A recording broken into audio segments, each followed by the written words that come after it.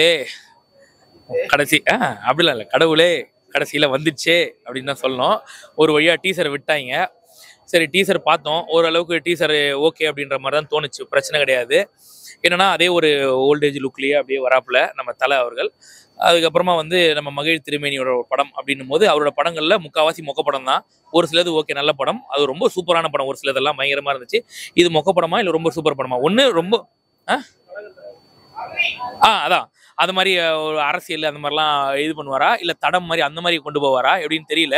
படம் பார்க்கணும். ஆனால் படம் பார்க்கும்போது வந்து பார்த்தீங்கன்னா நம்ம தலைவர்களுக்கு என்னன்னா ஒன்று ஒரு எக்ஸ் சர்வீஸ் மேனாக இருக்கணும், அப்படின்னா ஒரு பவுண்டி ஹண்டராக இருக்கணும். அந்த மாதிரி அது ஒரு கான்செப்ட்ல காமிச்சிருக்காங்க. அது வழக்கம் போல நாட்டை காப்பாற்றுற கதை, வேற ஒன்றும் கிடையாது. அந்த மாதிரி என்ன எடுப்பாரு அப்படின்றது தெரியல. த்ரிஷாவோட பேரு வழக்கம் போல தாத்தாவும் பேத்தியும் இருக்க மாதிரி இருந்துச்சு. அது ஓகே, நல்லா தான் இருந்துச்சு ஒரு வழியா.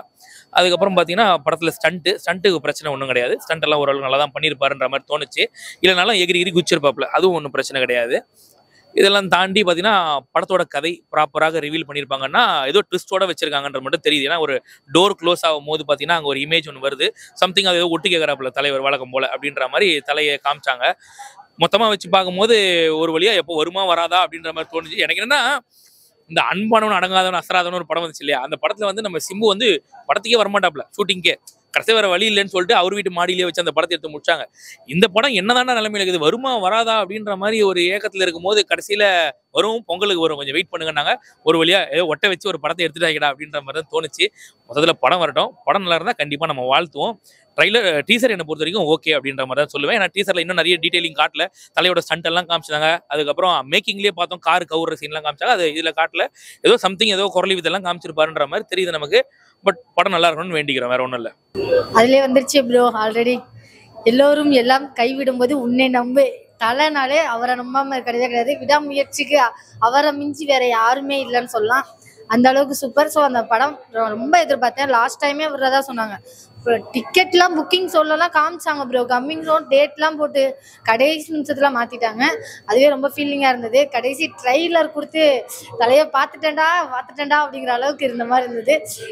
ரொம்ப சைலண்டாக காமிச்ச மாதிரி இருந்தது. ஆக்சுவலி ஃபர்ஸ்ட் பார்த்தீங்கன்னா வில்லன் வந்து எனக்கு என்னமோ நம்ம அர்ஜுன் அவர் தான் இருப்பாருன்னு நினைக்கிறேன். அவர் தான் வில்லனா இருக்கணும்னு நினைக்கிறேன். இவர் ஒரு போலீஸா அல்லது ஒரு ஆஃபீஸர், அதாவது போலீஸ் சைடில் இருக்கக்கூடிய ஏதோ ஒரு ஆஃபீஸர் நான் கன்ஃபார்ம் பண்ணிட்டேன். பட் ட்ரைலர் பார்த்தப்ப ஒரு ஹாலிவுட் சீன், அதாவது ஒரு இங்கிலீஷ் மூவியோட சீன்ஸை பார்த்தா எப்படி இருக்கும் அந்த மாதிரி ஒரு ஃபீல் இருந்தது. ட்ரைலரில் நான் ரொம்ப மிஸ் பண்ண விஷயம் அஜித் சாரோட ஒரு 2 டைலாக், 2 வார்த்தை கொடுத்துருந்தா ரொம்ப நல்லா இருந்திருக்குமோன்னு தோணுது. ஃபுல்லாக மியூசிக்லேயே கொண்டு போன மாதிரி இருந்தது. அது மட்டும்தான் நான் ரொம்ப மிஸ் பண்ணுறேன். ஆனால் படத்தில் அதெல்லாம் இருக்குன்னு நான் நம்புகிறேன்.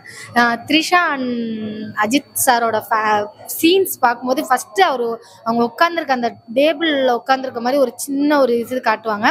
அந்த சீன் பார்க்கும்போது எனக்கு என்ன தோணுச்சு அப்படின்னா, என்ன எறிந்தால் அந்த பேரை யாராலையும் மறக்க முடியாது. இன்னைக்கும் அவ்வளோ சூப்பராக இருக்கும். இப்பயும் அந்த சாங் கேட்டாலே அவங்க 2 பேரோட பேர் ரொம்ப அழகுன்னு சொல்லுவாங்களே, அந்த ஒரு அழகை இதில் கொடுத்துருக்காங்க. அந்த மாதிரி ஒரு பேராக வருவாங்கன்னு நான் நம்புகிறேன். இல்லை அப்படின்னா அந்த போலீஸில் இருக்கக்கூடிய 2 ஆஃபீஸராக இருக்கலாம். இவங்க ஏதோ ஒரு விஷயத்துக்காண்டி இங்கேருந்து ஃபாரின் போய் அங்கே நடக்கக்கூடிய விஷயங்களை வந்து இது பண்ணுற மாதிரி தான் தோணுது. ஆனால் கண்டிப்பாக அஜித் சார் போலீஸாக தான் இருக்கும்.